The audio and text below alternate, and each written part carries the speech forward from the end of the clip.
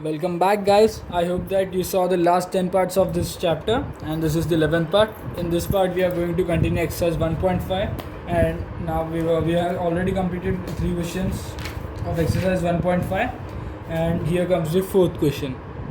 The fourth question says that represent under root 9.3 on the number line. So now let's start doing this. We have to represent under root 9.3. In the 8th part, I have already told you how to do this. So once again I'm going to tell you. So now let's draw a line of 9.3 centimeter.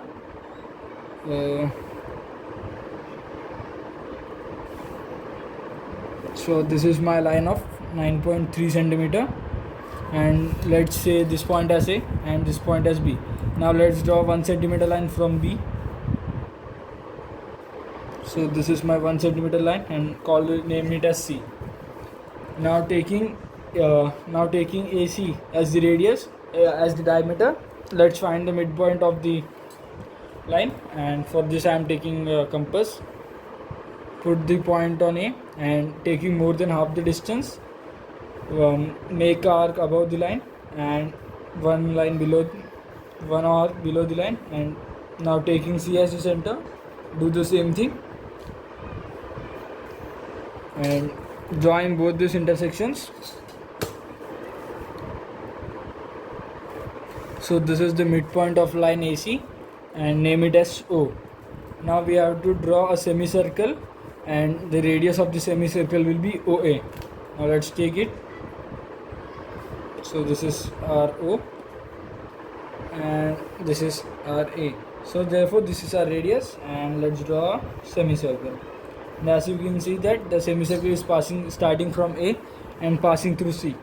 So now let's draw perpendicular from AC such that it should pass through the semicircle and it should start from B. So now let's draw a line. Here comes, and name this point as D. And now taking B as the origin or 0, let's draw a number line. So this is my 1 centimeter, this is my 2 centimeter, this is my 3 centimeter, and this is my 4 centimeter. Now B is origin, so this is the value of under root 9.3. So we have to represent this on number line. Taking BD as the radius, let's draw an arc with this distance on the number line, and here we cut an arc. So this is the value of under root 9.3, and we have represented this on number line, which is approximately equals to 3.5.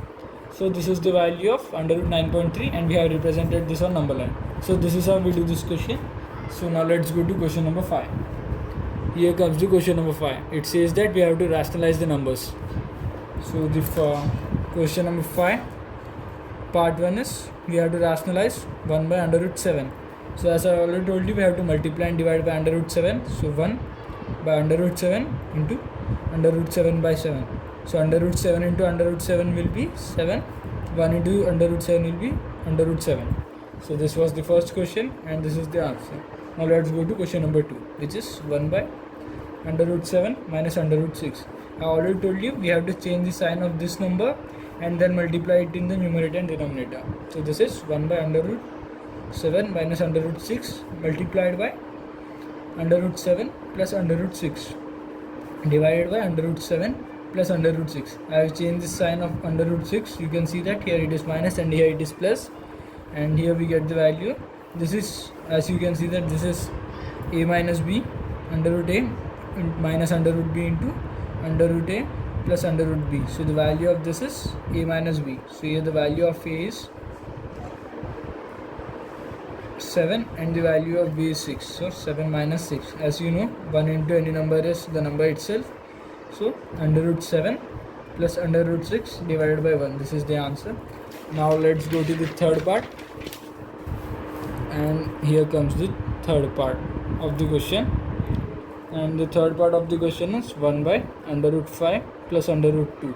I already told you we have to change the sign of this number, and this is 1 by under root 5 plus under root 2 multiply by under root 5 minus under root 2 divided by under root 5 minus under root 2. As I already told you in the previous question, the answer will be a minus b in the denominator. So we get 1 into this will be under root 5 minus under root 2 and divided by, so this is RA is 5 and B is 2, 5 minus 2. So the answer will be under root 5 minus under root 2 divided by 3. This is our answer. Now let's go to the fourth part, and the fourth part is 1 by under root 7 minus 2. So we have to change the sign of 2 and multiply. So 1 by under root 7 minus 2 multiplied by 2, multiplied by 7 plus 2 divided by 7 plus 2. So here when we square both sides, so here we will get the answer as a minus b square. So as you can see that this into this will be under root 7 plus 2, and here our value of a is 7 minus our b is 2, so 2 square will be 4. So we will get an answer of under root 7 plus 2 divided by 3.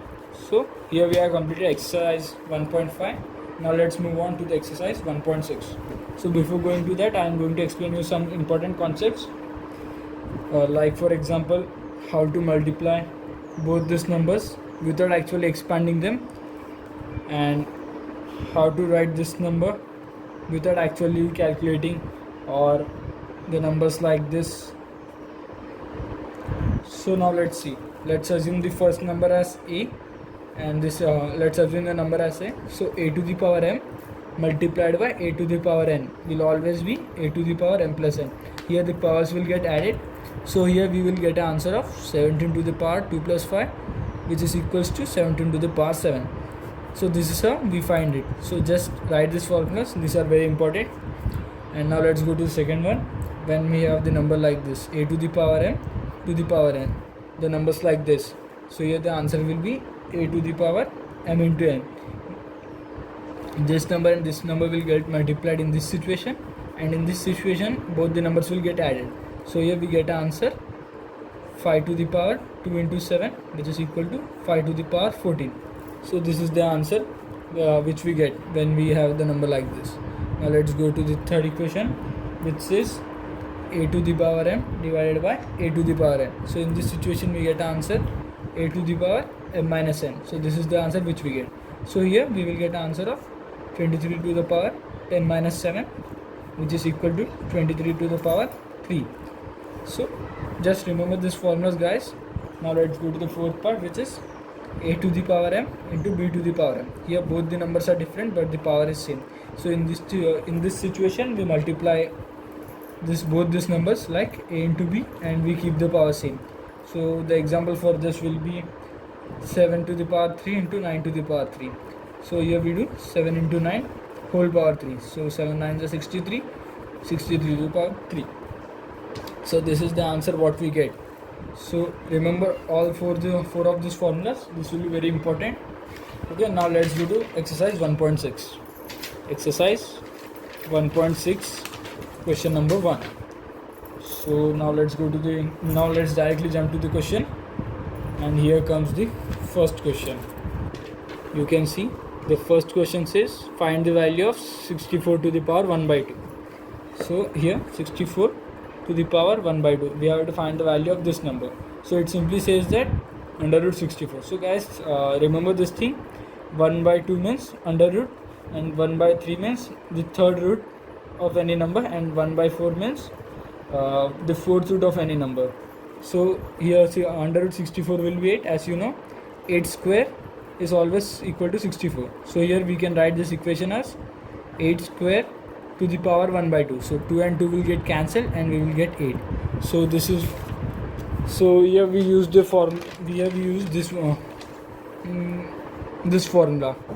As you can see that we put it 8 square to the power 1 by 2. Using this formula we got the answer as 8. Now let's go to the second part of this question. Here comes the second part, which is 32 to the power 1 by 5, which is equal to, as you know, 32 is 2 to the power 5 into 1 by 5, which is 2. So like this we can do. I use the same property again. Now let's go to the third part, which is 125 to the power 1 by 3. As we know, 5 cube is 125, 5 cube to the power 1 by 3, which is 5. Here I use the simple cubes and fifth root and the second root. As you know, 64 is 8 square, 32 is 2 to the power 5, and 125 is 5 cube. and using both these formulas I have completed. So thank you guys, that's all for today. If you like